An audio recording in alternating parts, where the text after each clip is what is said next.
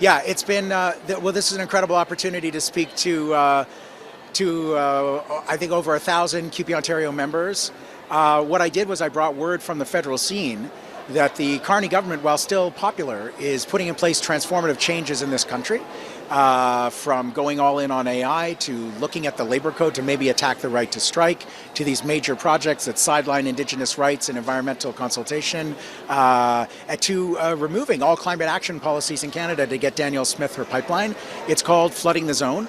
And we need the example of Ontario public workers who have stood up time and time again against the Ford government, deploying these same tactics to protect rights for workers and to keep a floor under the entire economy, because people are in a cost of living crisis.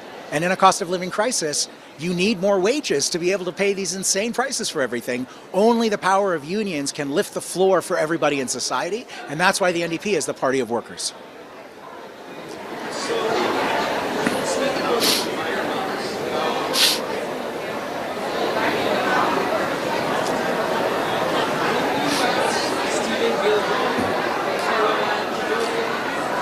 So I think the resignation of Steven Guilbeault is a powerful sign that the Carney government has veered so far from the Mark Carney of the, climate envoy for the United Nations and the guy who wrote the book Values and gave the speech at Davos. He's veered very, very far from that Mark Carney.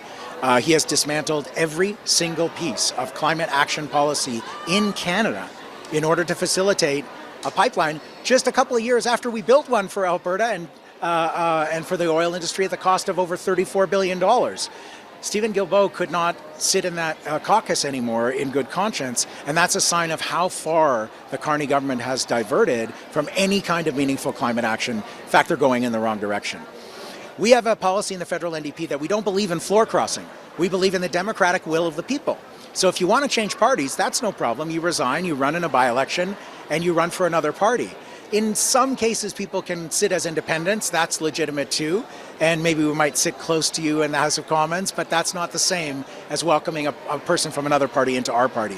What I've said is that Steven Guilbeault, we have a number of by-elections coming up, and including in his riding, and he would be welcome if he resigned the Liberal Party to seek the nomination as an NDP candidate in any of the ridings across the country. But floor crossing is not what we do. That's what the Liberals do.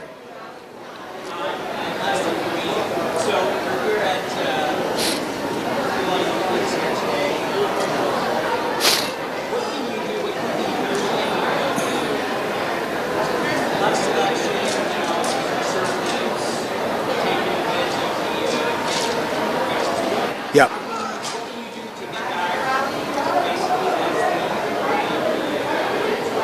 Yeah. We are the Workers' Party. That's how we were formed. We were formed in a formal alliance with the Canadian Labour Congress and with major trade unions in Canada.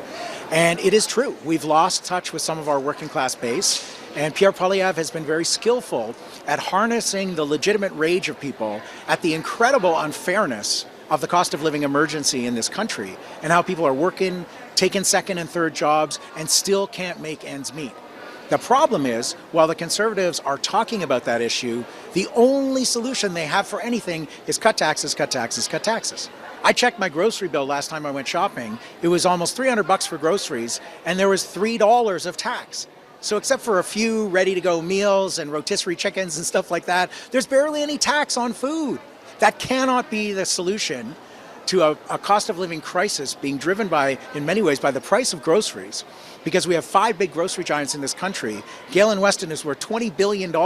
They control the entire supply chain, and they're extracting more and more profits from us while we pay ever higher prices. We have solutions to the cost of living emergency.